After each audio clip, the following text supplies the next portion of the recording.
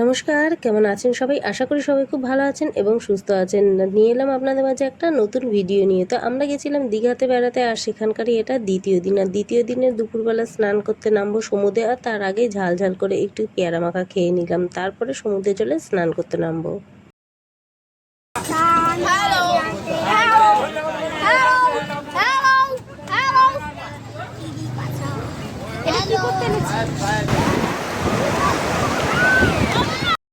সমুদ্র থেকে আমরা যখন স্নান করে বাড়ি ফিরছিলাম তখন প্রায় বাজে বিকেল 4টে কি 4:30। তারপরে এসে খাওয়া দাওয়া করে একটু রেস্ট নিয়ে বেরিয়ে পড়লাম সমুদ্রের ধারে।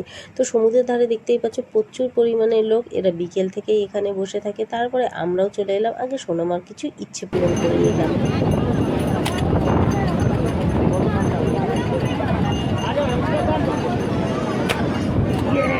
কেটেছে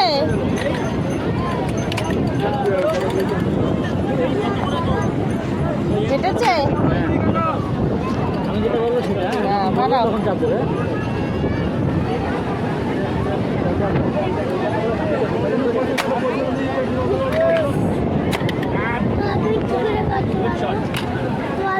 এই জায়গা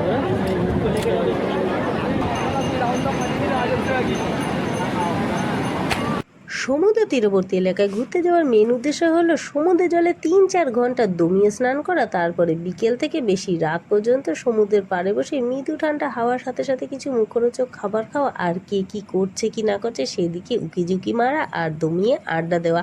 আর তার সাথে যেটা সব থেকে বেশি নজর করে সেটা হলো এই উথাল পাথাল করা সমুদ্রের ঢেউয়ের সাথে সাথে আমাদের কল্পনা জগতে ভেসে যাওয়া।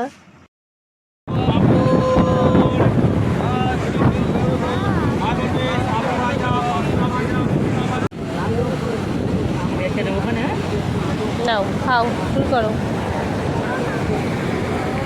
ওইটা না, চামচ দিয়ে লাস্ট থেকে দেয় আগে। হ্যাঁ, জামাই না করে।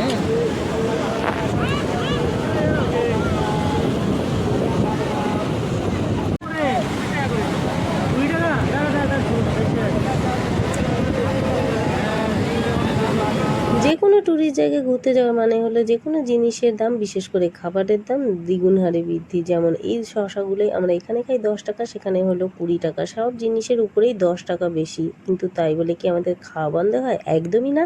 আরও যেন আমাদের কেনাকাটি বেশি বেড়ে যায় আর খাওয়া দাওয়ার জন্য বেশি বেড়ে যায়। তো আমি কিন্তু দেখছিলাম কে কী করছে, কে কী না করছে, সব কিছু যেন আমার নজর কাটছিল। বেশ ভালো লাগছিলো। এখানে ঘন্টার পর ঘন্টা কীভাবে কেটে যায় তা পুরো বোঝাই মুশকিল। তো বেশ ভালো লাগছিলো, এখান থেকে উঠতে ইচ্ছে করছিল না, কিন্তু বেশি সময় এখানে বসা যাবে না। 10টার পর পুলিশ মামা সেখান থেকে তাড়া দেবে, কারণ এখন প্রচণ্ড জোয়ার। তো আস্তে আস্তে জোয়ার কীভাবে বাড়ছে কি না বাড়ছে, কীভাবে জলটা কত দূর উঠলো, বেশ ভালো লাগছিলো এগুলো দেখতে। তো যাই হোক, ভিডিওটা এই পর্যন্তই রাখলাম আজকের মতো। আবার দেখা হবে তোমাদের সাথে খুব একটা নতুন ভিডিও নিয়ে তাড়াতাড়ি। তো আজকের মতো বিদায়, সবাই ভালো থেকো, সুস্থ থেকো। তো আজকের মতো সবাইকে টাটা।